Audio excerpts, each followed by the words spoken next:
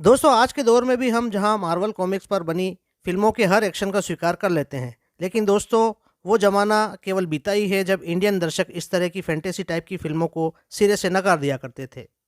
और दोस्तों आज हम बात करने वाले हैं सुपरस्टार अमिताभ बच्चन की ऐसी एक फैंटेसी फिल्म के बारे में जिसकी स्टोरी, स्टार का संगीत और डायरेक्शन सब कुछ सटीक होने के बावजूद भी फिल्म डिजास्टर साबित हुई। नमस्कार दोस्तों, एक बार फिर से स्वागत है आपका आपके अपने चैनल बॉलीवुड अनबॉक्सिंग में। दोस्तों अगर आप हमारे चैनल बॉलीवुड अनबॉक्सिंग पर नए हैं तो इसे सब्सक्राइब जरूर कर लें क्योंकि हम फिल्मों से जुड़ी अंदर की बातें आपके लिए लाते रहते हैं। दोस्तों आज हम बात करने वाले हैं साल 1991 के अप्रैल महीने की 12 तारीख के दिन रिलीज एक्शन एडवेंचर और कॉमेडी फिल्म अजूबा के बारे में। दोस्तों सबसे पहले जानते हैं कि इस फिल्म के बनने की आखिर वजह क्या थी। अभिनेता शशि कपूर इस फिल्म अजूबा के प्रोड्यूसर भी थे और डायरेक्टर भी। वे इससे पहले जुनून, कलयुग, 36 चौरंगी लेन, विजेता और उत्सव जैसी अवार्ड विनिंग फिल्में प्रोड्यूस कर चुके थे।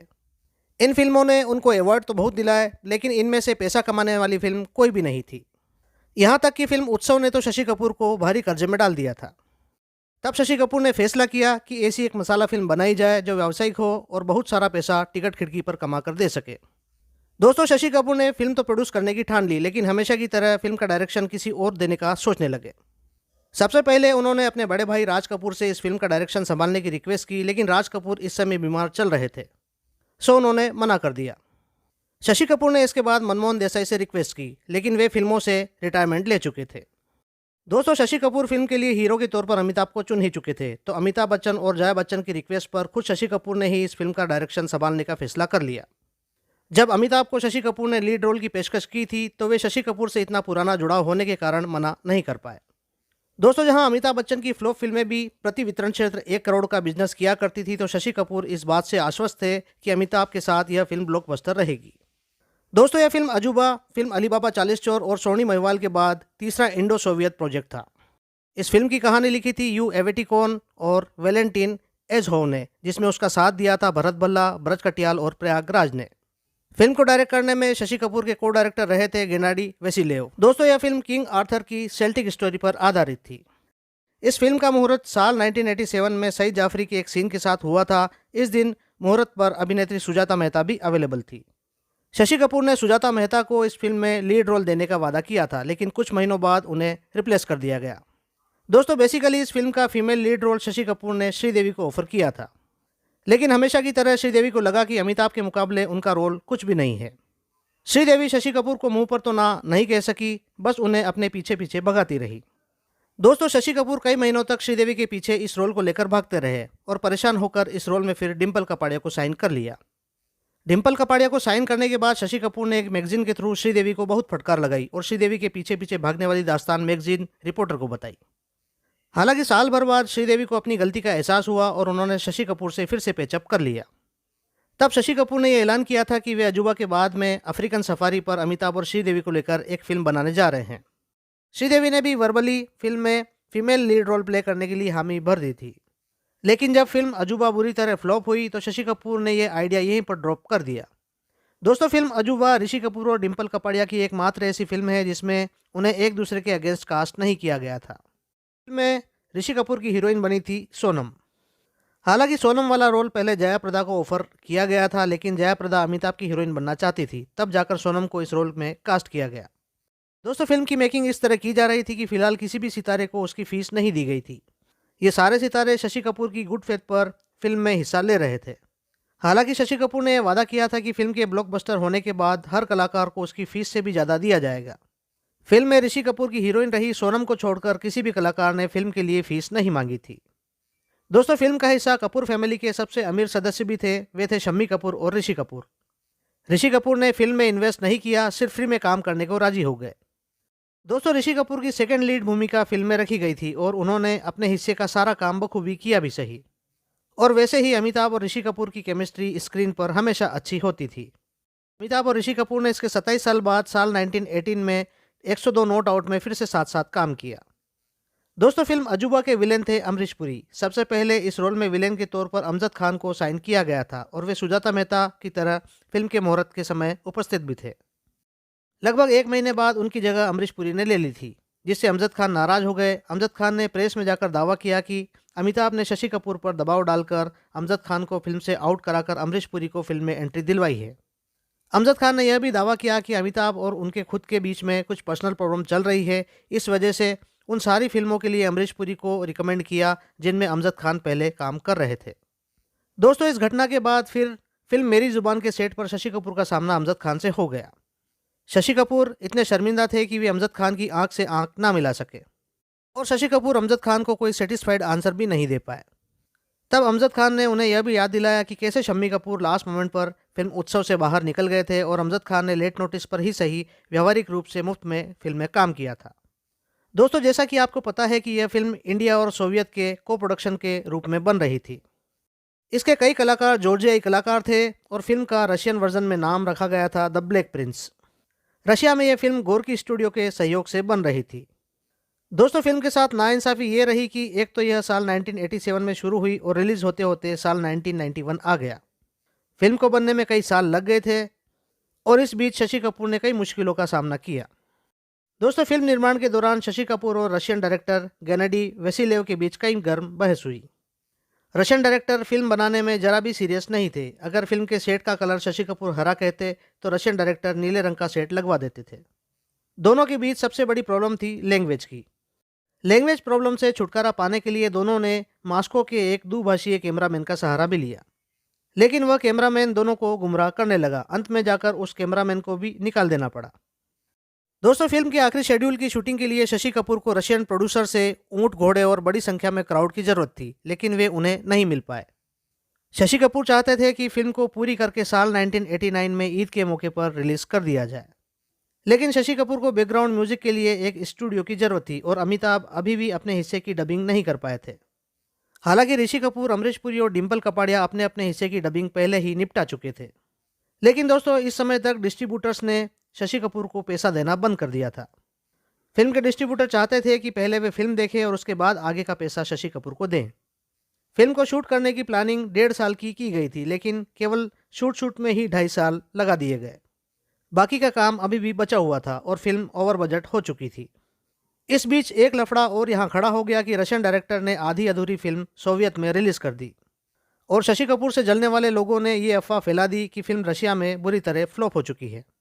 जबकि फिल्म के 35% रील शशि कपूर के पास थे और रशियन डायरेक्टर के पास केवल 4 गाने थे, जहां शशि कपूर के पास 6 गाने थे।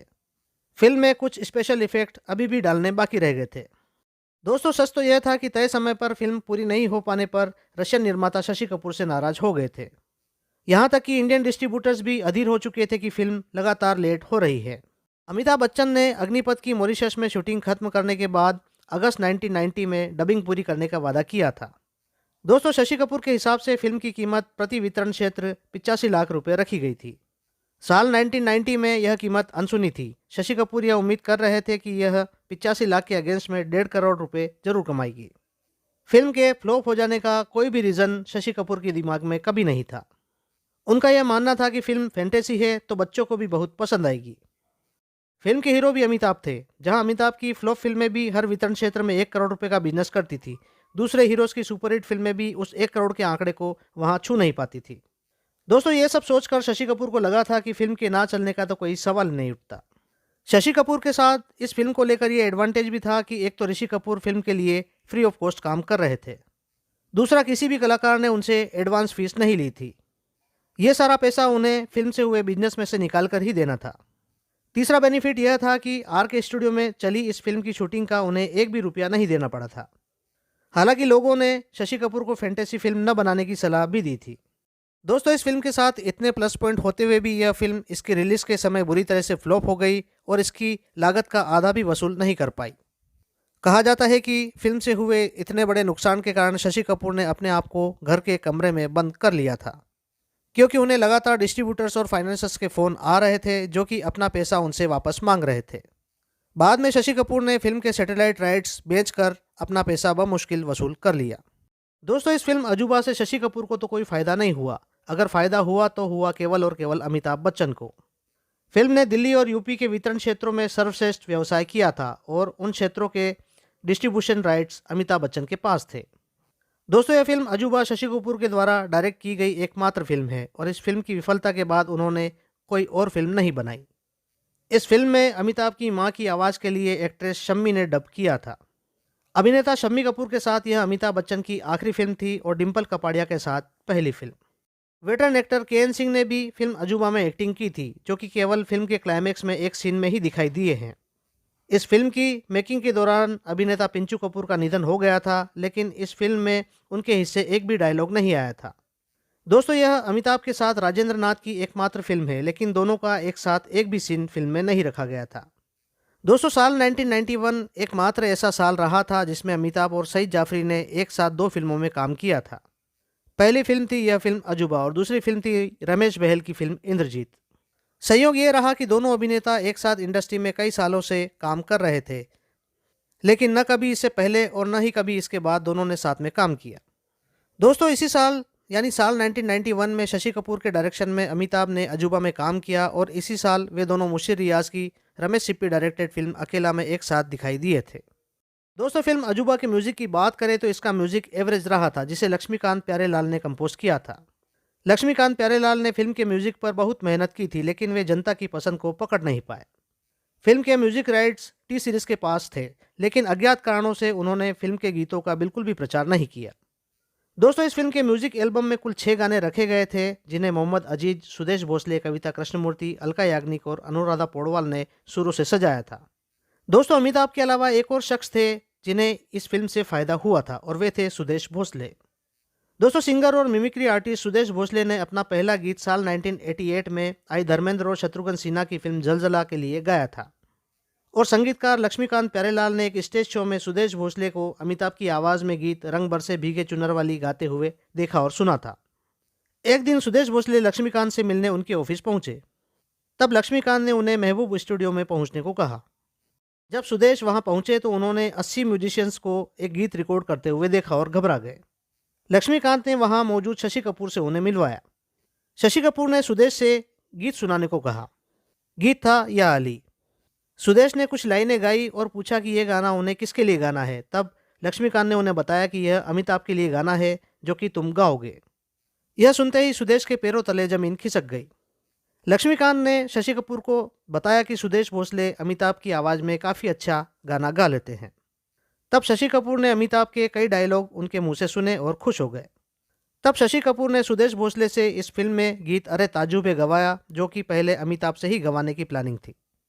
इसके बाद इस फिल्म का एक सोलो गाना और एक मिक्स गाना सुदेश भोसले से लक्ष्मीकांत ने और शशि कपूर ने गवाया था। दोस्तों यहीं से खुश होकर लक्ष्मीकांत प्यारेलाल ने सुदेश भोसले से फिल्म हम का गीत जुम्मा चुम्मा दे दे भी गवाया, जो अपने समय का एक बहुत ही फेमस गीत है। दोस्तों जब इस फिल्म के म्यूजिक डायरेक्टर लक्ष्मीकांत प्यारेलाल बहुत व्यस्त चल रहे थे तो शशि कपूर ने समय की बचत करने के लिए अपने पुराने सहयोगी वनराज भाटिया से बैकग्राउंड म्यूजिक तैयार करवाया। वनराज भाटिया इससे पहले शशि कपूर की फिल्में जुनून और कलयुग के लिए म्यूजिक तैयार कर चुके थे। वनराज भाटिया का यहाँ दिया गया बैकग्राउंड म्यूजिक लोगों ने काफ़ी पसंद भी किया। दोस्तों साल 1991 की टॉप 5 फिल्मों की बात करें तो इस साल पहले नंबर पर रही थी संजय दत्त, सलमान खान और माधुरी दीक्षित की लॉरेंस डिसूजा द्वारा निर्देशित फिल्म साजन। दूसरे नंबर पर थी अमिताभ बच्चन, रजनीकांत, गोविंदा और किमी काटकर की मुकुल आनंद डायरेक्टेड फिल्म हम। तीसरे नंबर पर जो फिल्म थी वह थी राजकुमार, दिलीप कुमार, विवेक मुश्रान, मनीषा कोइराला की सुभाष घई द्वारा डायरेक्टेड फिल्म सौदागर।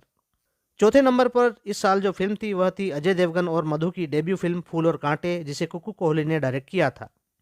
दोस्तों इस साल 5वें नंबर पर रही थी संजय दत्त और पूजा भट्ट की महेश भट्ट द्वारा डायरेक्टेड फिल्म सड़क। इस साल अमिताभ बच्चन की 4 फिल्में रिलीज हुई थी। ये फिल्में थी हम, अकेला, इंद्रजीत और अजूबा। फिल्म अजूबा कमाई के मामले में रही थी 19वें नंबर पर, जबकि इसका बजट ही 8 करोड़ रुपए था। दोस्तों आज के वीडियो में बस इतना ही। वीडियो में दी गई जानकारी अच्छी लगी हो तो वीडियो को लाइक करें और साथ साथ हमारे चैनल बॉलीवुड अनबॉक्सिंग को सब्सक्राइब जरूर करें। धन्यवाद।